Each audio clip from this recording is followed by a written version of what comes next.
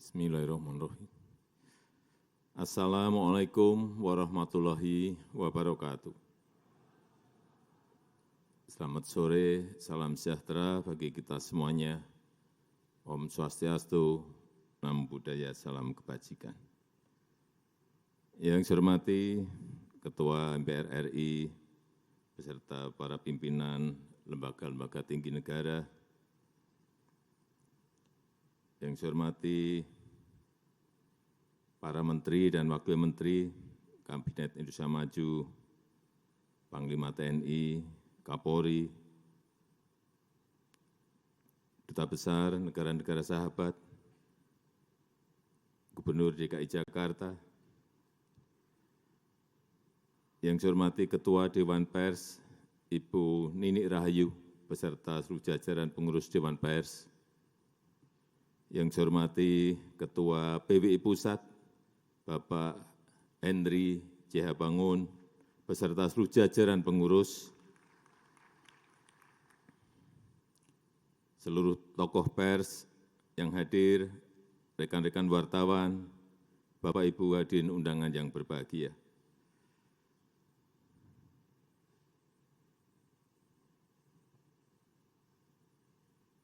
Sebelum lupa, yang pertama saya ingin menjawab keluhan Pak Hendri tadi mengenai gedung pers Pancasila yang ada di kota Yogyakarta. Paling lambat minggu depan sudah dicek di lapangan, Pak. Semuanya akan dibangun oleh Kementerian PU. Saya belum tahu habisnya berapa, tapi sudah saya sanggupi dan segera akan dibangun.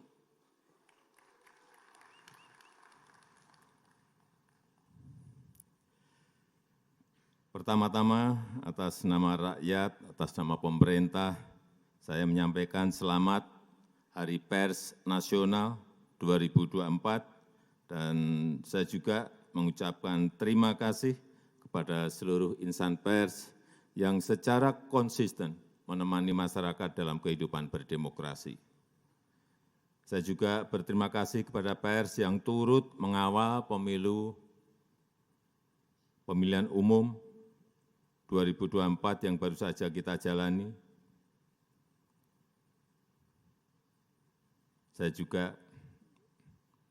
sering dikritik tajam,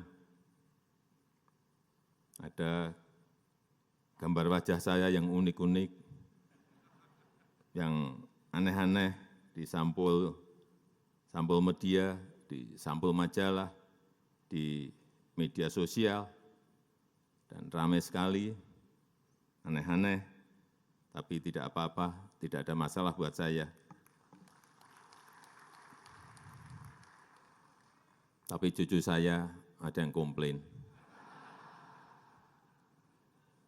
Mbah, manggil saya kan Mbah, Mbah, wajah Mbah kok jadi digambar jelek banget.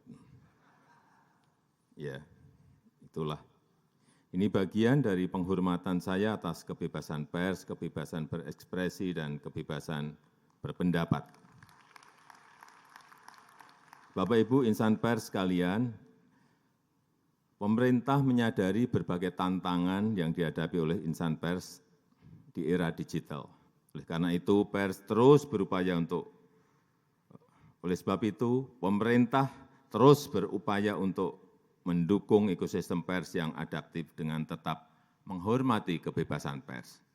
Seperti yang sudah saya sampaikan pada peringatan Hari Pers Nasional tahun lalu, jurnalisme berkualitas dan keberlanjutan industri media konvensional menjadi perhatian penting pemerintah, dan ini yang dinanti-nanti.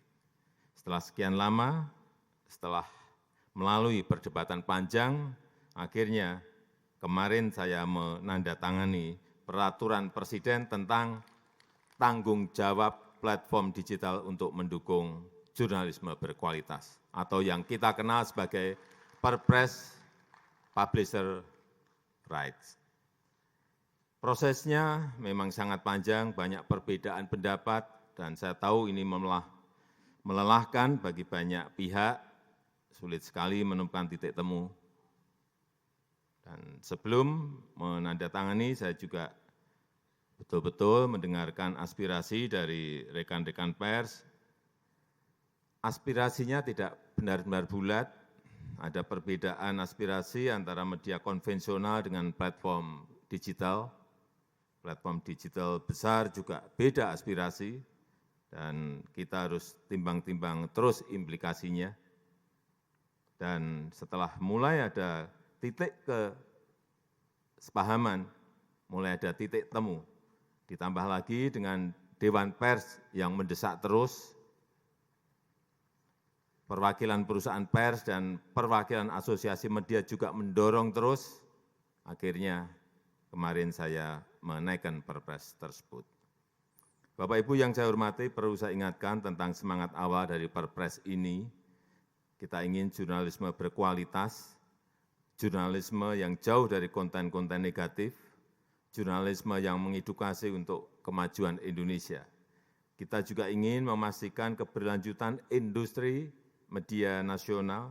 Kita ingin kerjasama yang lebih adil antara perusahaan pers dan platform digital. Kita ingin memberikan kerangka umum yang jelas bagi kerjasama perusahaan pers dan platform digital. Perpres ini sama sekali tidak dimaksudkan untuk mengurangi kebebasan pers. Saya tegaskan bahwa publisher rights lahir dari keinginan dan inisiatif insan pers. Pemerintah tidak sedang mengatur konten pers. Pemerintah mengatur hubungan bisnis antara perusahaan pers dan platform digital dengan semangat untuk meningkatkan jurnalisme yang berkualitas. Kemudian perlu saya ingatkan juga tentang implementasi Perpres ini.